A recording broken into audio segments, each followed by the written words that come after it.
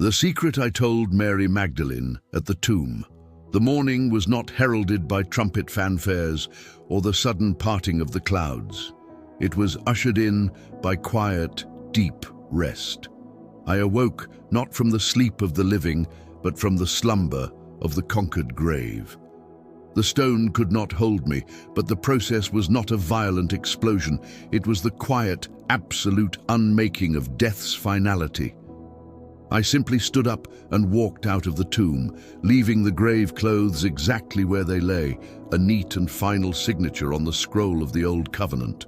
The world had changed, but it did not yet know it. I stood there, feeling the coolness of the morning air and the reality of my new eternal body. The wounds were still there, markers of the cost, but the pain was gone, replaced by a strange soaring lightness. My first instinct was not to ascend, not to proclaim, but to wait, to observe the dawning of the new era I had just purchased. And then I heard her. It was a sound more piercing than the hammering of the nails. It was the sound of pure, unadulterated grief. It was Mary Magdalene. She had come early, before the sun fully cleared the horizon, driven by the fierce, protective loyalty of the devoted heart. She brought spices, intending to finish the work my mother and the others had begun in the hasty twilight of the Sabbath eve. She came seeking a body, intending only to embalm a memory. I watched her approach the tomb, and then stop, her hand flying to her mouth. The stone was rolled away. The tomb was empty. The initial confusion gave way to fear, and fear collapsed into agonizing certainty. They had taken my body. Her loyalty was instantly replaced by a deep, frantic desperation. She ran, seeking Peter and John, believing that even in death, I could not be left in peace. I watched her go, then watched her return, bringing the 2 disciples with her. They examined the linen cloths, they saw the evidence, and they left, their minds struggling to grasp the scriptural prophecies they now saw fulfilled. But Mary stayed behind. She stood outside the tomb, utterly alone. She was the one who refused to leave the scene of the crime. She stood at the intersection of her heartbreak and my triumph, and she wept. She wept not for the Messiah, but for the friend. She wept for the teacher whose voice had delivered her from a terrible darkness and whose presence had filled her life with light and purpose. Now, that light was extinguished and the voice silenced. Her grief was a profound testament to the power of the love I had shown her, and it broke my heart to hear it. She bent over, peering into the tomb once more, as if the reality of the empty space might have magically reversed itself. And there, sitting where my head and feet had lain, were 2 angels, luminous and quiet. Their presence, which should have brought peace, only deepened her confusion. "Woman, why are you weeping?" they asked. "Because they have taken away my Lord, and I do not know where they have laid him," she replied. She dismissed the angels as easily as she dismissed the empty space. Their glory was nothing to her because their glory did not contain my presence.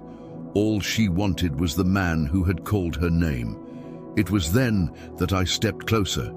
I stood behind her, silently, letting the sound of her sorrow fill the empty space between us. I wanted to see if the love was truly strong enough to overcome the evidence of her eyes. I spoke, intentionally disguising my voice, using the neutral, simple tone of a simple gardener. I asked the same simple question the angels had asked, the question designed to lead her out of her pain and into the miracle. "Woman, why are you weeping? Whom are you seeking?" Her mind was so consumed by the image of a dead, stolen body that she looked right past me. She looked at me, but she did not see me. She mistook the creator of the garden for the keeper of the garden. She thought I was the one who had moved the body. "Sir, if you have carried him away, tell me where you have laid him, and I will take him away." Her resolve was astounding. She, a small woman, heartbroken and exhausted, was ready to carry the heavy body of a dead man, simply out of fierce, uncompromising love. She was willing to attempt the impossible just to be near me. It was time.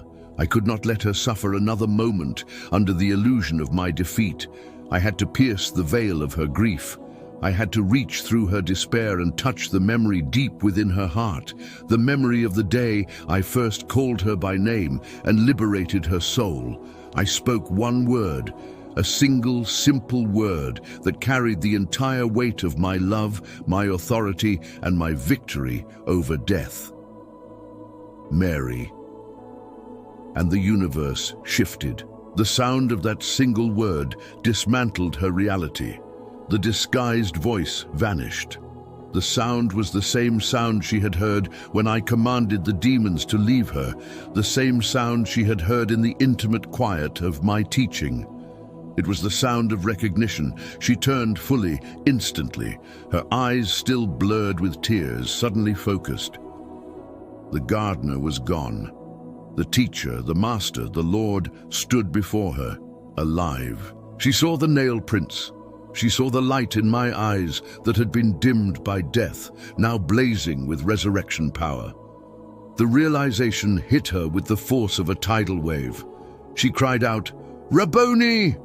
which means teacher, and she lunged forward, her hands reaching out to cling to my feet, to anchor the terrifying, glorious reality of the moment. It was there, in that moment of raw, desperate adoration, that I told her the secret. The words that would become the foundation of the church, the message that would launch the gospel into the world. I stopped her. I gently restrained her hands from clinging to me, and I said to her, "Do not cling to me, for I have not yet ascended to my Father. But go to my brothers and say to them, I am ascending to my Father and your Father, and to my God and your God." This was the secret. It was the core truth of the new relationship I had purchased. It was the word I entrusted to her, the first human to receive the gospel in its finished form. It was not a command about ritual, it was a declaration about relationship. "Do not cling to me." This was the secret of the new contact. She was trying to hold me back, to anchor me in the past, to keep the familiar teacher, the mortal man she loved. I was telling her that my presence would no longer be confined to a physical body she could touch or a geographical space she could visit. My work was not finished. I had to ascend to perfect the new priesthood and establish my eternal presence. The age of physical contact was ending. The age of spiritual intimacy was beginning. Her faith could no longer rest on what her hands could feel. "Go to my brothers." This was the secret of the new community. Notice the change in terminology. They were no longer merely disciples, students following a master. They were my brothers, family, united not by teaching, but by blood and resurrection. They were elevated, unified, and cleansed. The betrayal, the denial, the fear, all of it was covered. "I am ascending to my Father and your Father, and to my God and your God." This was the secret of the new access. This was the seismic shift of the universe. Before the cross, the Father was my God and my Father alone, by nature. Now, through my sacrifice and resurrection, he was their Father and their God. They were co-heirs. They were adopted. My relationship was now theirs. The distance created by sin was gone. Mary, the first eyewitness, was commissioned to deliver the message of equal access and full acceptance. The secret I told Mary Magdalene was this: everything you know is finished, and everything you hoped for has just begun. You have been brought into the family. Your access is now my access.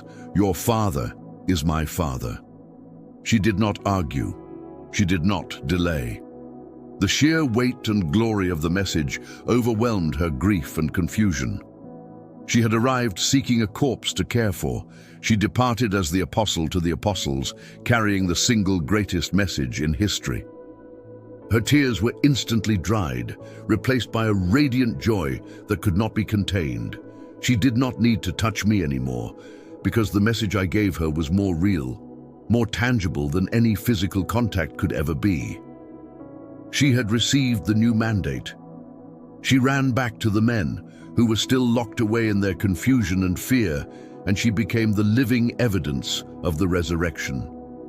She was the first human to experience the reality of the risen Christ, and the first to share the secret of the new eternal access. My encounter with Mary Magdalene was a testament to the power of loyalty and love.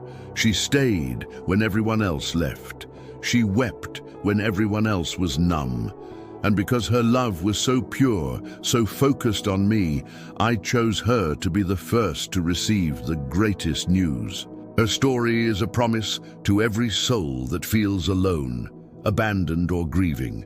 If you will stand at the empty place, if you will refuse to let go of your love, I will meet you in your sorrow. I will pierce your confusion with the sound of your name. And I will give you a secret that will transform your grief into a mission and your fear into a soaring, unstoppable joy. Do not cling to the past. Go and proclaim the new access. Go and tell my brothers, tell your sisters, tell the world that the tomb is empty, the veil is torn, and the Father's house is open to all. My Father is now your Father. This is the secret I told Mary Magdalene, and it is the secret I share with you today.